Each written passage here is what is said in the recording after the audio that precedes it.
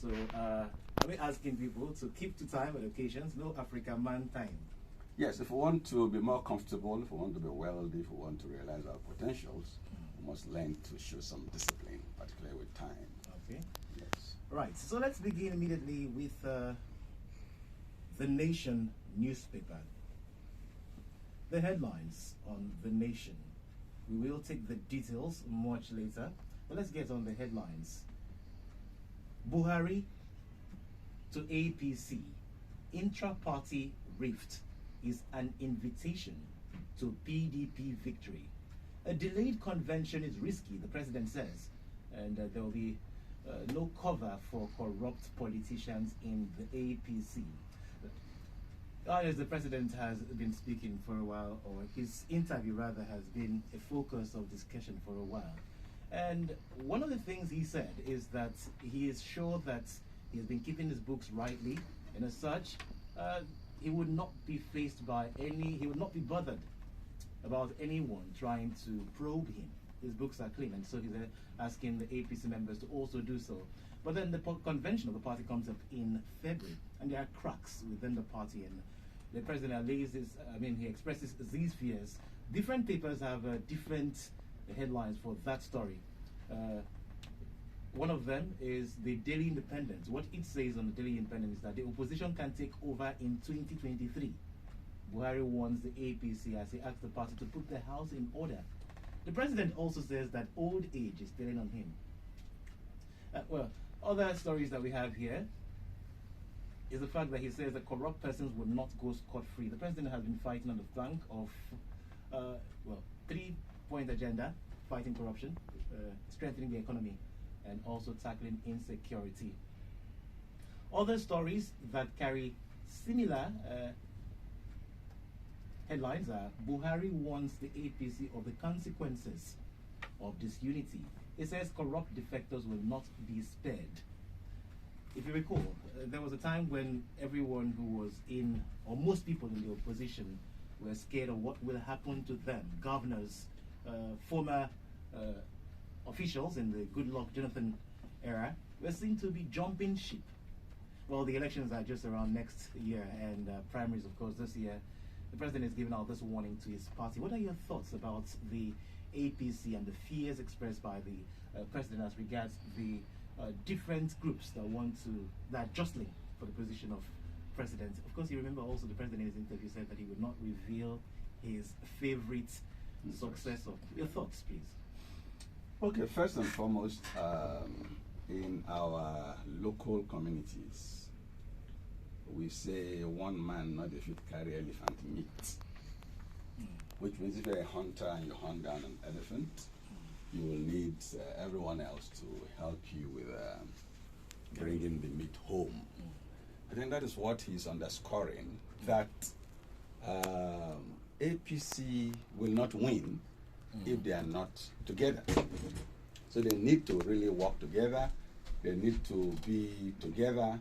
They need to have their conventions early, and in case there are cracks, they need to mend those cracks before the D-Day. I think that's what he's warning. And I feel that the APC people should take that seriously. Buhari has something that is not so common.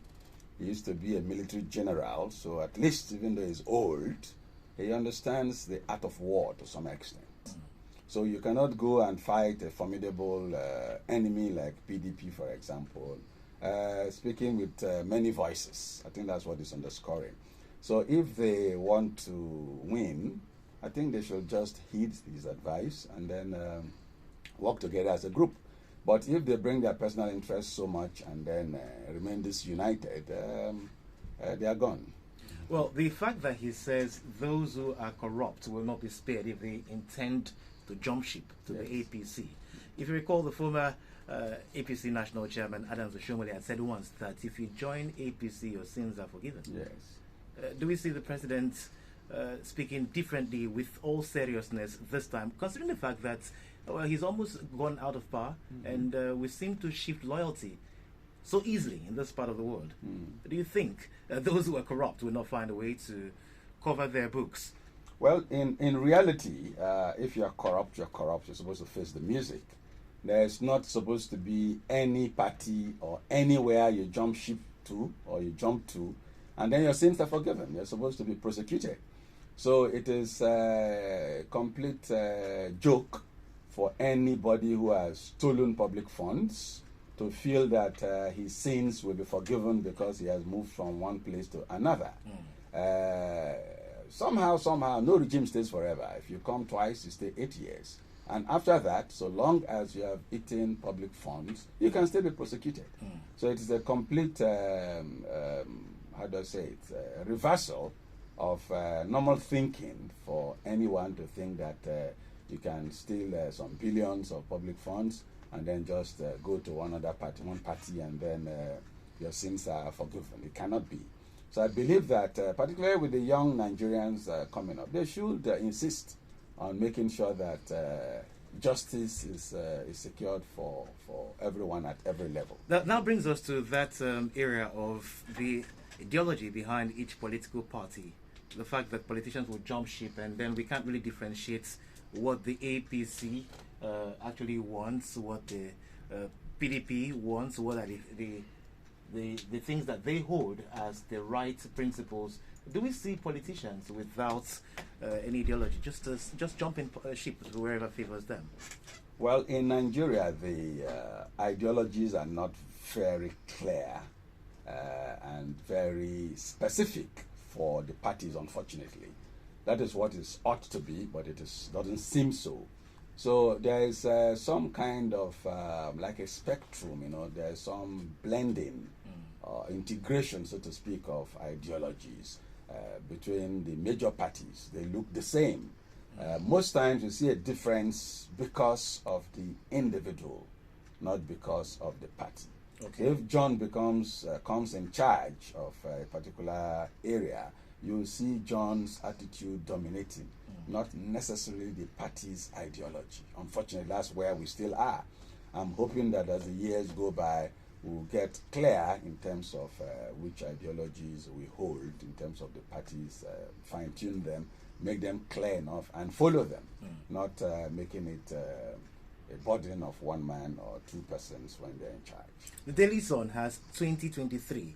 Military warns governors and politicians. They frown at the use of uniforms and equipment. We've seen some politicians wear combat camouflage trousers or camo t-shirts or military caps, and even the boys that they carry around are seen in these attire. Well, some would also argue that it is a thing of pride in the United States and some other places when people wear the camo, whether they are entertainers or not, and the people they seem to be proud of their colors. But we have the tradition of military men beating up Nigerians who wear these uniforms.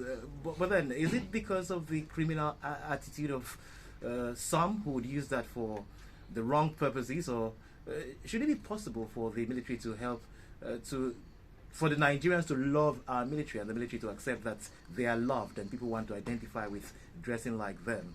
Yes, you are fusing two things here. If you ask me, and I believe I've said it in this studio before, that it's a thing of pride for example, the American military, to see young women wear their uniform, to see people wear their uniform. You are identifying with them. They will feel maybe a little unhappy if Chelsea Football Club, for example, gets more popular in America than the American military.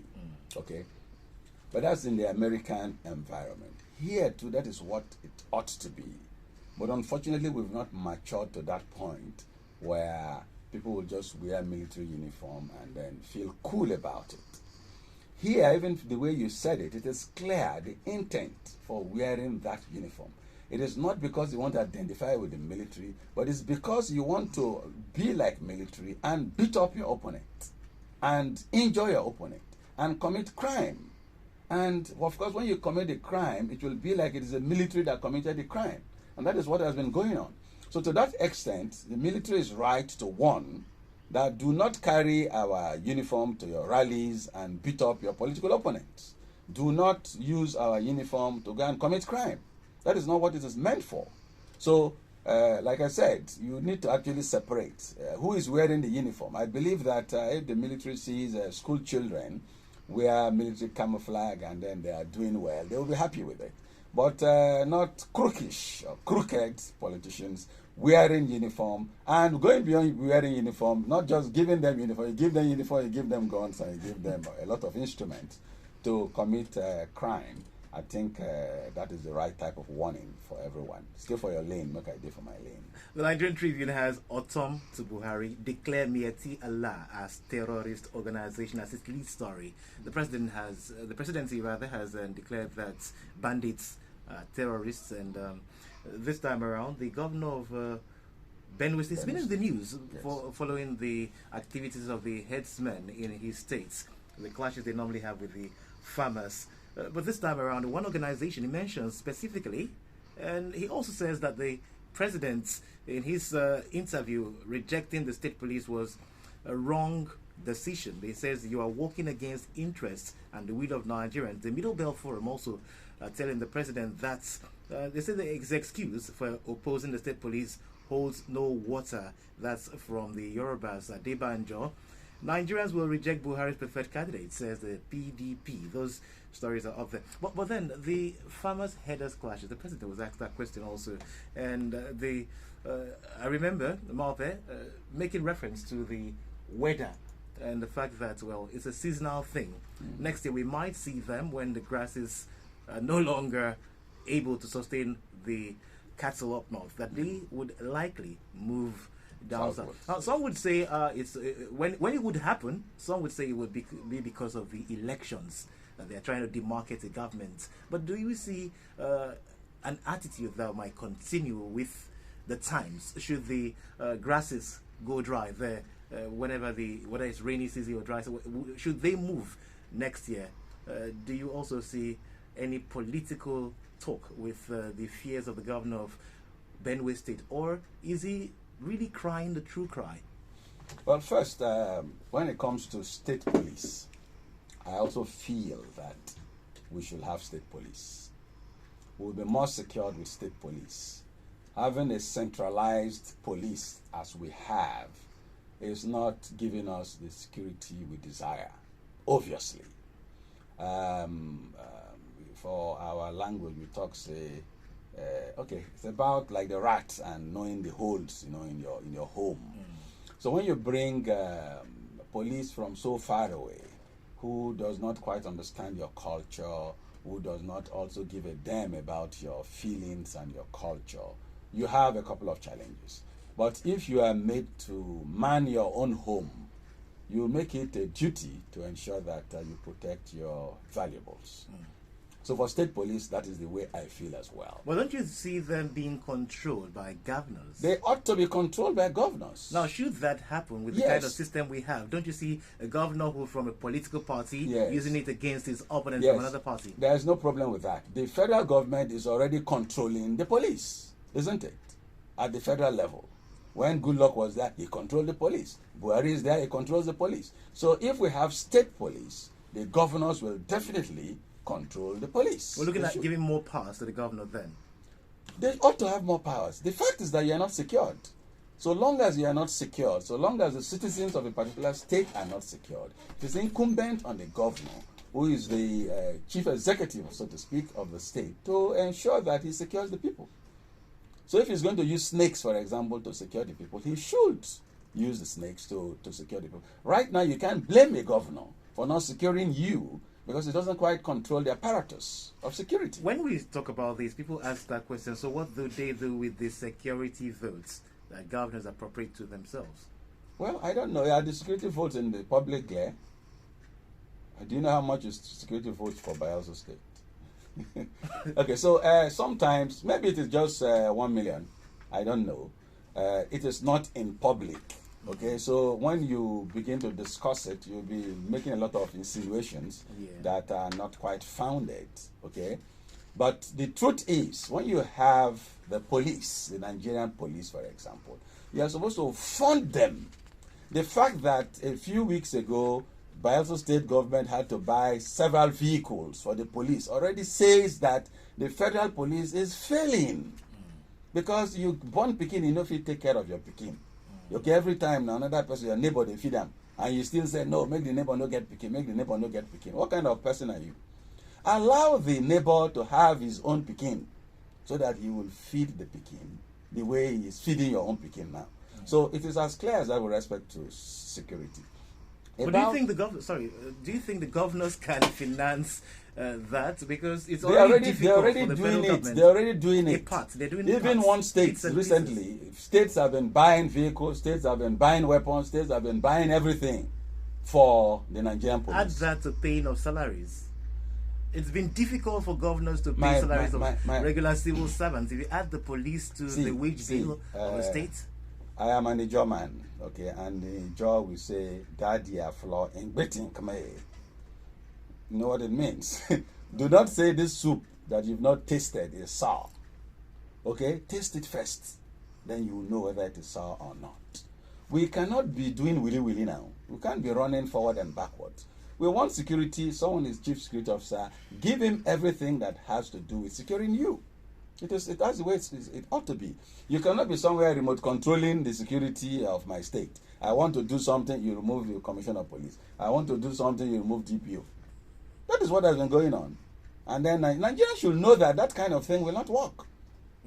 Okay? So they should first call a spade a spade. Let's have state police.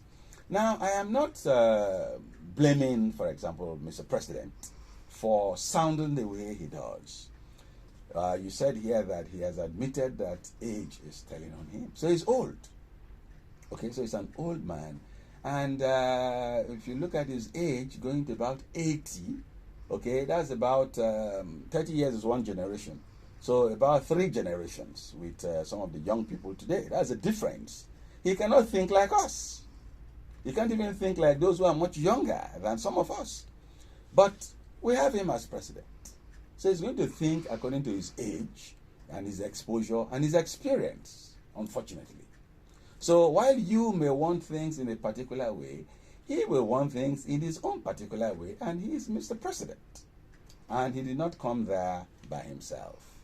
Okay? Now, we, Nigeria, put him there. So he is acting true to his own mandate that he has been given. Now, the better thing is that this is 2022. Is the year of primaries for all the political parties, okay, to present candidates that will become governors and presidents next year. So we have another choice, another opportunity. And we should also note that in Nigeria, the Constitution also allows for citizens to withdraw their representatives.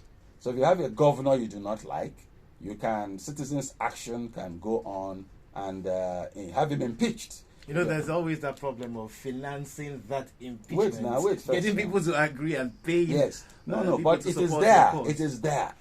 So what I'm saying is that there are constitutional provisions that allow you do remediation if you've made a mistake. Now, but here we have more like final year of Buhari. So we have another opportunity. That's what I'm emphasizing. So if you go and bring, Methuselah, for example, or you go and bring blind Bartimaeus, for example, you have to live with the vagaries, with the attitude of that comes with such choices.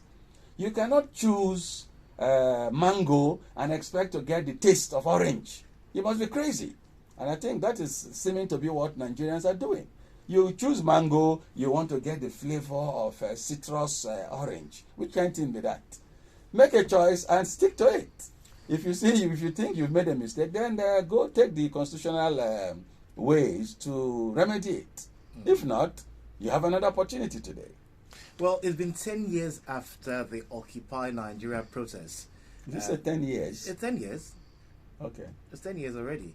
The fact that time they shut down Ojota, okay, and they had a protest over former President Goodluck Jonathan's regime. Yeah. Pundits and economists alike are waiting to see on which side the argument to remove subsidy will go this time, because the president had hinted earlier on last year that there's a possibility that the prices of crude will go up. But there's also another story that has been making the rounds since we talked about a replacement. We take them one after the other, beginning with the subsidy. The federal government plans subsidy for transport workers. They said they will give 5,000 to some poor Nigerians who cannot afford to pay for the high cost of petrol going forward. They also, the Nigerian Labour Congress is angry on that kind of palliatives. They say they cannot accept that. Instead, the expensive lifestyle of government is what is the challenge that we have. So, do we see a protest coming like what happened during former President Goodluck Jonathan's time? And if it does occur, do you see this government, obeying, or better say, following the choice of those who would protest? I do not quite see. I do not quite see any major protests coming up. I do not quite see. Okay. I'll be pleasantly surprised if that happens.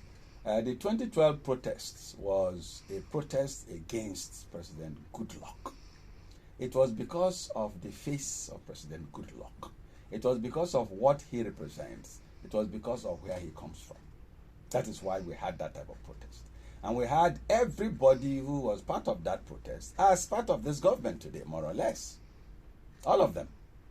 The ones who are crying wolf are the ones that do not seem to have gotten all the bonanza they were expecting from a Buhari presidency. That's why they're making all the noise. So I don't quite see that happen. The opposition at the time of Goodluck was vitriolic, was poisonous. They were not ready to see anything. Okay, no matter what it was, if it is good, they don't want to see it as good. And so they went all out to fight it in the way and manner they did. Today, they have come round full circle, so to speak, and they are that spot. They will say them, you know. They themselves are there now. How they will handle it, I am watching out. Okay. Yes. Well, there's also, on the front pages of most of the papers, that picture of Nigeria's former President Goodluck Jonathan and the President Muhammadu Buhari. Speculations have been on about the fact that 2023, we might see Nigeria's former President Goodluck Jonathan run for president again. This time, speculations about a change of party. Now, the president or former president has not replied to this. But what are your thoughts on Jonathan contesting for 2023? Do you think that will be a wise decision? Let me be like Mr. President for once. Let me also not disclose my intentions or my thinking at the stage so that they do not eliminate my choice. I take it then that Goodluck is your choice should he decide to run. Because power. No, I didn't say Goodluck is my choice. I said that let me also reserve the right, just like Mr. President, to keep my choice close to my chest, lest he gets eliminated. Well, is that not something that people should question? The fact that the president fears the elimination of one when that one can be protected if he so desires. He has the yam, he has the knife. Well, I told you, no. He is trying to sound democratic and act democratic. And that is why. So not necessarily the choice of being eliminated being the fear then? No. He feels that if he brings out his choice at this stage, people will conspire and ensure that does not happen.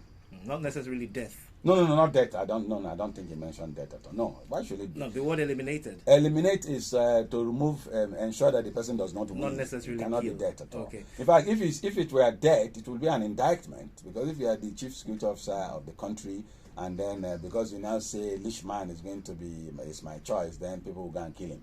I mean, that is not it at all. It is about the system, politics, people ganging up against that type of candidate, and he doesn't want that. He wants the candidate to seem to win by merit, and he has the right as a citizen to have a preferred candidate as well in his party and of course for the country. Well, the mathematics in some quarters, those who've been calculating say that the APC would most likely give power to the South following Buhari's northern 8 years rule. The PDP last candidate was from the North, and its last president was from the South. It is said that the figures of those who vote most times favor the North, and the PDP, some have said that may likely pick their candidate from the North so that they can get back to power and continue with their own rotation agreements if it's North, since the last president was from the South. Now, the governors of the South had held a meeting and said that they want a Southern president for 2023. Others have said that there are still indications, because the PDP did not state that when it had its last convention, that power would go to the South, that it's still possible that their candidate might go to the North, especially with statements from one of the biggest financiers of the party, Governor Nyesom Wike of Rivers State, who recently seemed to have spoken in good light about Governor Bala Mohammed. At other times, the name Atiku Abubakar had been put up. At even other times, it's been Tambowal's name that has come up with a possible Wike for deputy. But then, where do you think the next president should come from, irrespective of you being a Bayelsan? Well, I think that the next president should come from Nigeria. And that is what Nigerians owe Nigeria. Not necessarily from any parts of the country. I think that the next president should be a Nigerian. And I do not carry any cards in any of the political parties, given my own type of position. But I am looking at it dispassionately as a citizen who has a right also to look at things. And so, at the end of the day, if all the political parties decide to bring their candidates from Bayelsa State, then of course we'll have a Bayelsan as president. If they all decide to bring their candidates from a particular region, then invariably you have a president from that region. But I do not want to bother myself about their permutations, you know. For the next election. Yes, that is their own cup of coffee as partisan people. When they present their candidates eventually, Nigerians should vote and will vote. And in terms of voting, I want to... are you aware I'm writing another book? You're telling me. Okay, there's another book titled Once a Soldier that's going to come out soon, most likely February. But I just want to give you a small excerpt from the short quote that I believe is relevant to what we're talking about. And it says, okay, so I'm quoting from somewhere. After all, let me see. Okay, and with the way political contests were being conducted in Nigeria, I just was not interested in subjecting myself to the non-mathematical rigors, and so did not care about them. After all, not once, not twice, not even thrice have human beings seen a glaring genius in quotes, sell their votes for peanuts and simply pick a jackass to lead a gathering of humans only to cry wolf afterwards. Now this, for me, speaks... Sorry, Nanepa, don't take lighter. Okay, so I was taking a quote from my soon-to-be-published book titled Once a Soldier, the story of my life. And I said, and with the political contests, and with the way political contests were being conducted in Nigeria, I just was not interested in subjecting myself to the non-mathematical, note that, non-mathematical rigors, and so did not care about them. After all, not once, not twice, not even thrice, have human beings seen a glaring competent person, a glaring genius, sell their votes for peanuts and simply pick a jackass to lead a gathering of humans only to cry wolf afterwards. Nigeria is a place where adults will say, political mathematics, 2 plus 2, not be 4. 1 plus 1 should be 9, and so on and so forth. Which means that we vote based on all kinds of nonsensical things, sentiments, religion, this and that, and not looking at competence or the person's real ability or capacity to deliver. So what we are today is clearly the consequence of that type of behavior. And we have another opportunity. 2023 is coming. This is the year of primaries. I believe Nigerians, both the ones that are fully partisan, who are carrying cards, and those who are not necessarily carrying cards but are going to be possible voters, to ensure that the voting processes are clear and mathematically enough so that the outcome is a true reflection of what Nigerians want. If we do not do that, whatever the outcome is, again, will have been our outcome by our being docile. So if you are docile, if you don't get interested, if you don't participate, the outcome is the consequence of your docility, and you must live with it. Those who are docile say that the results are already known. We're just following them. So because of that, they don't want to take part in an election where the winners are known. Yes. So now, yes. So if do you they have an excuse to complain tomorrow? If you have that attitude, okay, it will mean that you need to wake up now and tinker with the process such that the process is transparent, so that no one can write a result before the results are out. If you sit down and feel satisfied that someone is able to write a result, if the person did it 4 years ago, you have 4 years to get ready, and the following 4 years are still sitting on the same corner, then who are you and what are you? If you are a parent, you are a failure because you have failed your children. The persons who are playing partisan politics, the persons who are writing this result are not ghosts. They are not ghost writers. They are humans like you. So why should you let another human like you to determine your fate, manipulate your fate, and you sit down there sulking and saying they don't write the result already? Who are they writing the result? Why can't you write the result? So what we're saying here is that nobody should be docile. The larger Nigerian population with less than 20 million people voting is nonsense. How can there be 200 million people? About 100 million or more of that number are adults. And then your fate is determined by 20 million people all the time. And you say that they are writing results. Who are the day that are writing results? Are they coming from Pluto? So we do ourselves harm by not participating in the political that's what I'm process. saying.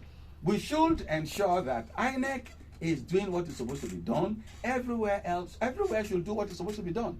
But when you see the fact that politicians would want to have it dirty so that they can have their way, wouldn't we see bloody elections when people resist those manipulations by this political party, because they would definitely come into physical contact on some of those occasions? I do not think that politicians will want it dirty. The fact is that the persons that the politicians use want it so, because for them, and unfortunately they're young people. For them, it is their season. It's like Christmas season and tailor, or Christmas season and hairdresser. It is their season, so they want to see it as their season. So part of this talk is to make them cease to see it that way. Let them look at the bigger picture, because if you go and submit yourself to thuggery, for example, to be used as a tool, as a thug or whatever, at the end of the day, you are going to have a foul economy. You are going to have an upside-down economy. You are going to have insecurity. You are going to have everything that you didn't quite wish for. But that is what your actions have shown. That's what they call your body language has shown. So you are going to have that type of outcome, unfortunately. So this is a call for all citizens to be active in the political process, one way or the other, to ensure that things are done well. And I think that should there be an attempt to rig, to smuggle results, to do whatever is untoward, that the people should resist it. Yes, the people are supposed to prevent any attempt at rigging. There are a lot of ways. You will have the courts, for example, We have social media, telephones, and what do you call them, and cameras and all, and so there are a lot of things. We should not just feel that the only way to prevent rigging is to kill the man who wants to rig. No, there are several ways. So you do what is supposed to be done. Make sure that you keep your record straight. Make sure you report reportables. Make sure you keep everything, and you will have justice. You don't need to go and kill me because someone has rumored that I want to rig. Because if you do that, you may have just, what they call it, don't enter with that, you know. You may have just triggered a process that will put you somewhere else. Well, there are other things that we looked at on that hairline.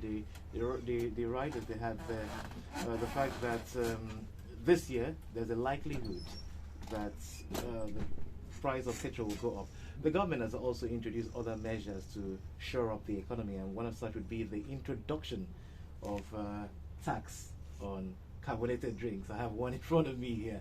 And the fact that we might get to pay more for services this year, that's where the Occupy Nigeria issue came through. But the NLC has also spoken up. They say they would not accept what the president is trying to do through the subsidy removal, and as such, they wouldn't even accept the palliative that the government is offering for them.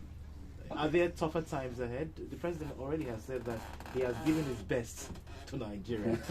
It's more like saying, I've done it all. Yes, it's the same thing we're saying. The president is president of Nigeria. He's supposed to have been voted in by Nigerians, so it's Nigerians' choice. And he's doing his best based on his capacity. Okay? So, about carbonated drinks being taxed and so on and so forth. They have said that the reason is that carbonated drinks and such beverages with lots of sugar are not too good for our health. So they want to reduce our medical bills by ensuring that they discourage citizens from consuming so much of those poisons, in quotes. And that is where it is coming from. So in a way, it is not everything a government does that is bad. People keep saying everything from a governor, everything from a president as evil. They are citizens too. And if you put them there, you should somehow think through what they say first and foremost, because where they stand, they may be seen a little more, getting a few more reports than you do from your own personal point of view. So I think they should respect some of these things. Whether or not the country, things will be a little tougher, it's obvious the economy is already not so good, I will say, with the dollar jumping up and down like a little monkey. I don't quite see things getting better so soon. But if we are lucky and we deliberately work towards having a better replacement for this government come 2023, and then we deploy all our experts. You know, Nigeria has a lot of experts across the world. You know, so if we deploy all our economists, and so on and so forth, to try to revamp or to fix the battered economy, I think that life will just be better. But for petroleum products, and somehow you've not gone that way, given where I come from, okay, from Ekpetiama Kingdom, from Bayelsa State, where there was an oil spill recently at Nembe, you know, that spewed so much poison into the air and into the waterways, and has poisoned Bayelsa State and poisoned a good part of rivers, and in fact it has got into the ocean and all of that. And what the federal government has conspired to do is to say it is sabotage. And we have not seen the saboteur. I am waiting for the name of the saboteur. Because if you have all the apparatus, if you have all the instruments, all the weapons, you should also tell me who did it. You cannot just say it is sabotage and then you leave it there. So what I'm saying here is that the oil industry is arranged in a manner that makes the Bayelsan person, the Niger Delta person, most uncomfortable. And sometimes they say the chicken comes to roost. When you make someone feel so uncomfortable, even though he ought not to be so uncomfortable, before you know it, that discomfort comes to your home as well. So the Nigerian population may be getting a dose of what we have been getting here for the last 70 years, and maybe that will wake them up as well.